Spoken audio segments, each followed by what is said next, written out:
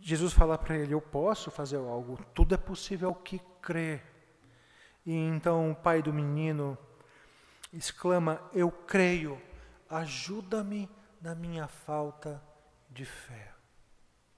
Talvez o menino estivesse com problemas, mas o pai percebeu que o problema dele era muito maior. A falta de fé.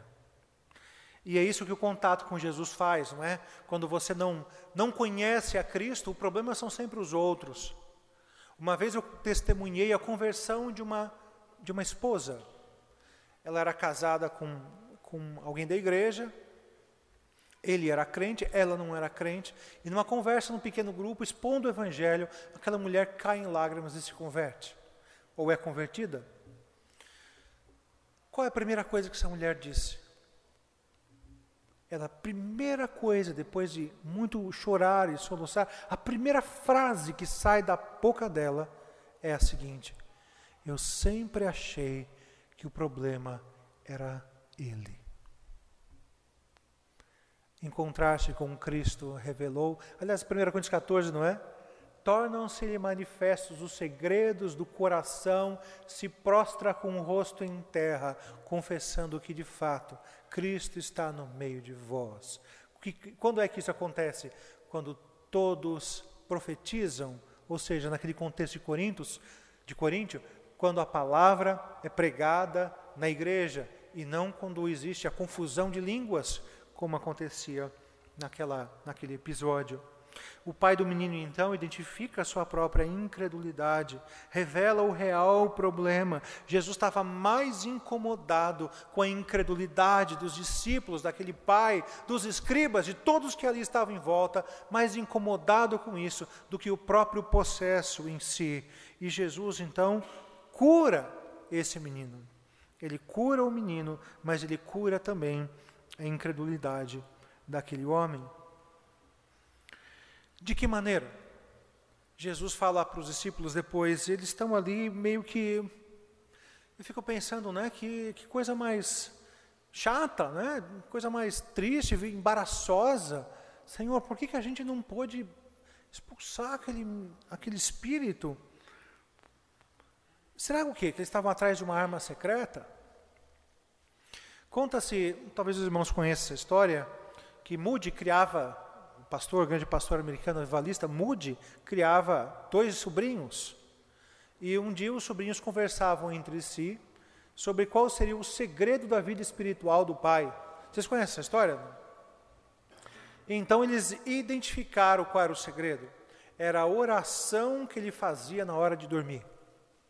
Então os 2 meninos, 2 adolescentes, se esconderam debaixo da cama do tio e esperando que o tio viesse se deitar, repousar, para ouvir aquela oração mágica, milagrosa, que propiciava um homem tão espiritual, tão crente como Moody demonstrava ser. E então, escondidos debaixo da cama, o tio veio se deitar, e de luz já apagada, ele expirou e disse: amém, Senhor. Se virou para o lado e dormiu. E os 2 rapazes ficaram assim: o que é isso? Né? Esperaram o tio de fato adormecer, saíram de lá, mas não conseguiram. Né? Eles tiveram que perguntar para o tio o que tinha acontecido. E confessaram o crime, não é? Tio, a gente ficou escondido debaixo da sua cama porque a gente achou que o seu segredo era oração na hora de dormir. Mas, no entanto, o Senhor só disse amém. Que oração é essa que só tem fim?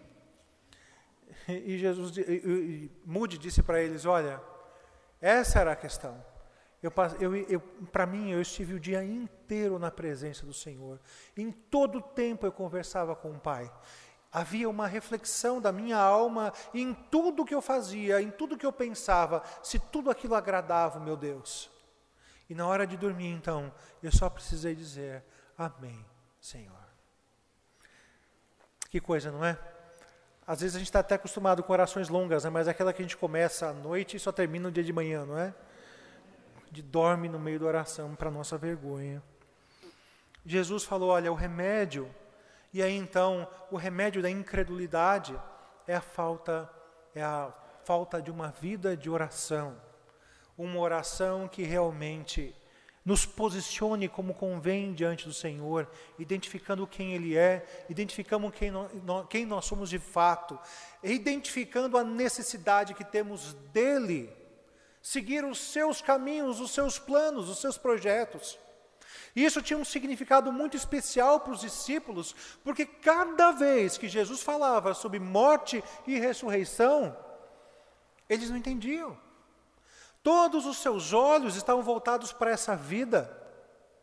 Quando Jesus prediz a sua morte e ressurreição, primeiro ele pergunta: quem dizem por aí que eu sou? E há ali a confissão de Pedro famosa: tu és o Cristo, o Filho do Deus Altíssimo. Então ele prediz sua morte e ressurreição, e esse mesmo Pedro diz o quê? Não, Senhor, não fala desse jeito.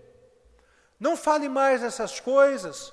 Porque os olhos dos discípulos até esse momento só existiam para as coisas materiais, para esse mundo, identificar Cristo como um líder político que viria resgatar Israel. Não cabia na cabeça deles um reino eterno, morte e ressurreição. Até o final, quando estão no caminho de Emaús, 2 dos discípulos, achávamos que havíamos encontrado o Messias, mas nosso sonho, nós estávamos enganados, porque ele morreu. Então, o sonho acabou. Não é verdade, não encontramos, porque ele morreu. Os discípulos não entendiam. Portanto, orar nesse sentido era deixar-se tomar pela vontade de Deus, pelas prioridades de Deus. Ou como fez Calvino, escrevendo as Institutas, começar a sua obra analisando o mundo através da ótica divina. Quem é Deus e como Ele vê todas as coisas.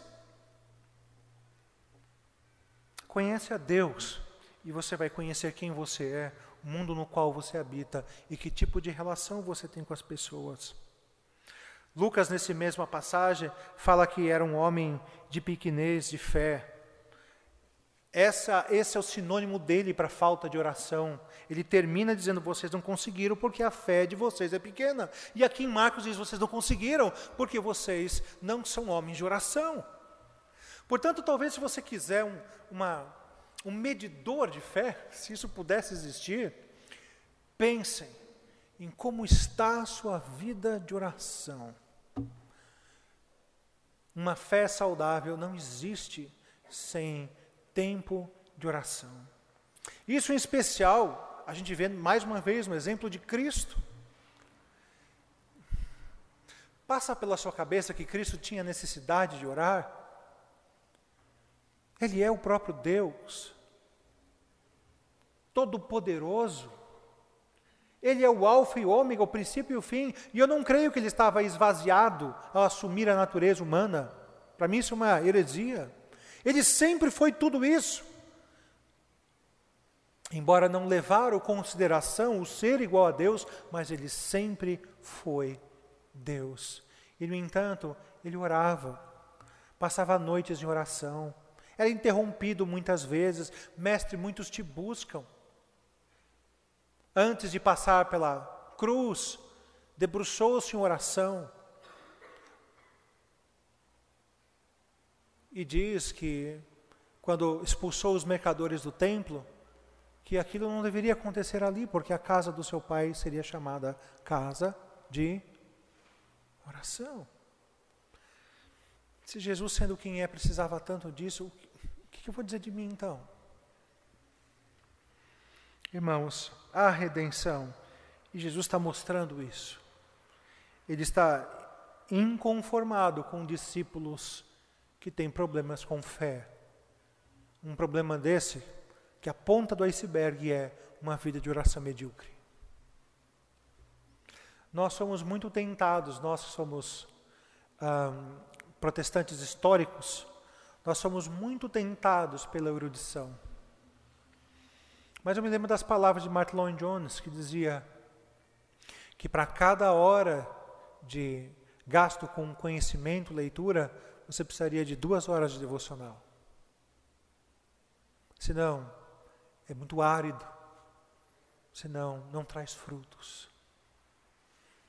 Quem sabe você, na sua busca por querer ser um discípulo de Cristo mais aprimorado, não se sinta assim, frustrado, envergonhado, machucando o outro sem saber, envergonhando o nome de Cristo.